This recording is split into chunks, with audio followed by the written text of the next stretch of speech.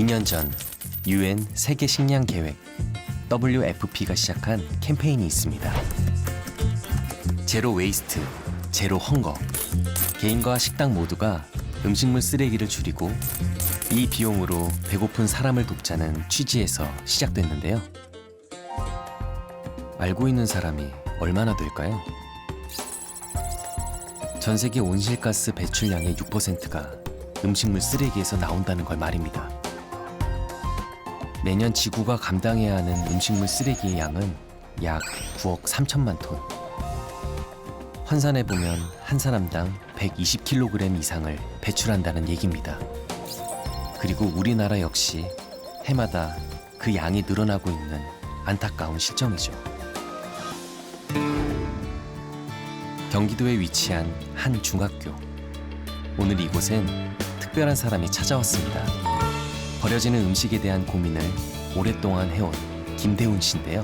특히 요즘 이제 환경 이슈가 더 중요해지고 있는 시점이다 보니까 이런 음식물 쓰레기 줄이는 곳에 있어서 또 저희 같은 이런 기술을 도입해서 하려는 이제 시장의 니즈가 좀 많이 있는 것 같습니다. 대기업에 다니던 시절 나는 자동차 선행 기술을 연구했다. 당시 점심시간마다 운동을 한 후 항상 마지막으로 밥을 먹었었는데 엄청나게 많은 양의 음식이 남겨지고 버려지고 있었다. 놀란 마음에 리서치를 해보니 실제로 버려지는 음식의 양은 상상을 초월했고 기술과 데이터를 활용해 이 문제를 반드시 해결해야겠다는 결심을 하게 됐다. 그리고 얼마 지나지 않아 그의 결심은 현실이 됐습니다. 식사 기록을 남기는 방법으로 음식물 쓰레기를 줄일 수 있는 신기술을 개발한 건데요.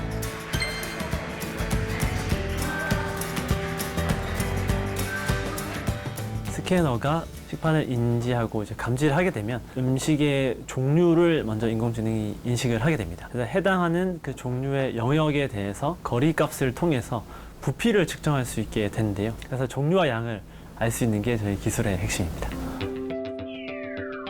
식판 안에 담긴 음식의 종류와 양을 한 번에 측정할 수 있다는 인공지능 푸드 스캐너. 그렇게 식사 전후로 측정된 데이터들은 다양한 정보를 담고 있다는데요.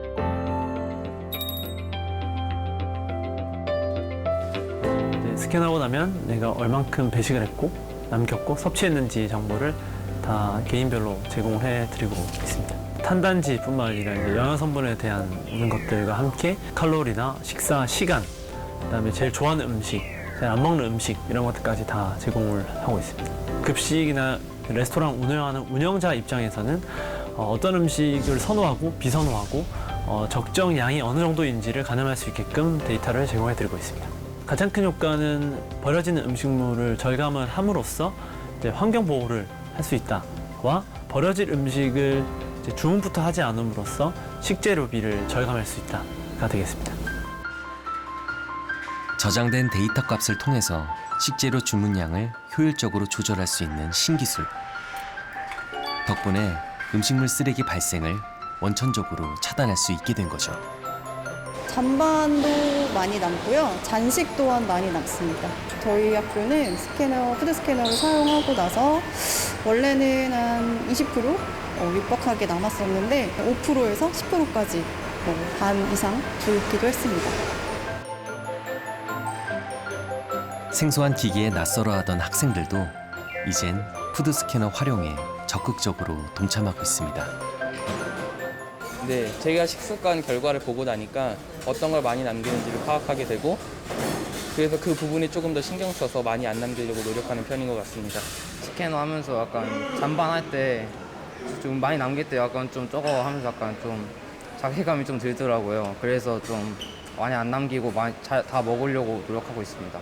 요일마다 선호도도 있고요. 개인별 선호도, 그다음에 알레르기 등등 계절별 선호도도 있고요. 똑같은 가지를 이용해도 가지 볶음 같은 거 사실 잘 안 먹는데 가지를 이용한 가지 피자 같은 걸 만들어주면은 잔반량이 적다는 거를 이런 데이터를 통해서 알 수 있거든요. 정확한 발주를 할 수 있으면은 잔식량을 줄일 수 있기 때문에 곧 음식물 쓰레기를 줄일 수 있는 거거든요. 지금까지 저희가 수치화시켰을 때 한 140톤 정도의 음식물 쓰레기를 절감 효과로 이제 계산을 하고 있고요.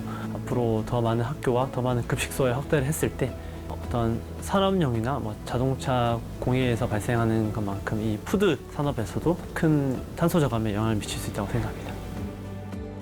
처음엔 지금도 문제 없는데 굳이 이걸 왜 해야 하나 하는 반응도 있었습니다. 하지만 식습관 개선부터 건강 가이드까지 눈으로 바로 보이는 변화에 인식은 빠르게 달라졌는데요. 이제는 전국 20개가 넘는 곳에서 사용되고 있다는 AI 푸드 스캐너. 기술의 가치가 환경을 지키는 요소로 선순환된 거죠. 요즘에는 스타트업 중에서 환경 에너지 관련 스타트업들도 많아요. 그래서 그런 스타트업들을 지원하는 것도 중앙정부나 지방정부에게 굉장히 중요한 역할이라고 생각을 합니다. 누구라도 혁신적인 아이디어로 세상을 바꿔낼 수 있다는 희망을 가지고 도전해 볼 수 있도록 만들어주는 사회, 그게 중요하다고 생각해요. 지자체에서의 R&D라고 함은 작은 기술이라도 그 기술이 조금 시장에 닿을 수 있도록 도와주는 역할을 하는 것이 가장 중요하다고 보고 있고, 혁신적인 기술을 가지고 있더라도 시장의 문턱을 넘지 못해 빛을 보지 못하고 사장되는 경우가 많습니다. 이러한 기술들이 사업화 상용화로 이어지게끔 하는 연결고리가 가장 중요하고, 현재 저희 SBA는 기술개발 환경에 맞추어 다양한 지원 사업을 기획 및 진행하고 있습니다. 궁극적인 저희 SBA 목표는 초기 창업기업, 스타트업의 보유 기술이 시장의 높은 진입 장벽을 뚫고 관련 경쟁력을 확보할 수 있는 성장 여건을 만드는 것입니다. 지구 전체를 봤을 때 인구는 계속 증가하고 있고 생활 수준이 높아짐에 따라서 인당 발생하는 음식물 쓰레기도 당연히 크게 증가가 될 텐데, 음식 산업에서 발생하는 탄소량도 그런 다양한 이제 규제들이 생길 거고, 그 규제의 저희는 또 시작점은 측정이라고 생각을 하거든요. 얼만큼 발생하고 얼만큼 줄였다를 측정을 할 수 있어야지만이 제대로도 규제를 하고 잘 했을 때 또 이제 보상을 할 수 있다고 생각하고 있습니다. 이제 개인에 있어서도 음식뿐만 아니라 어떤 폐기물을 만드는 그 행위 자체가 당장의 어떤 네거티브한 효과를 만들지 않지만 의식의 변화, 그다음에 이런 것들이 또 문화를 만들고 그 문화가 결과를 만든다고 생각을 하기 때문에 개인의 차원에서도 좀 조그마한 행동 변화가 필요하지 않느냐라고 생각합니다.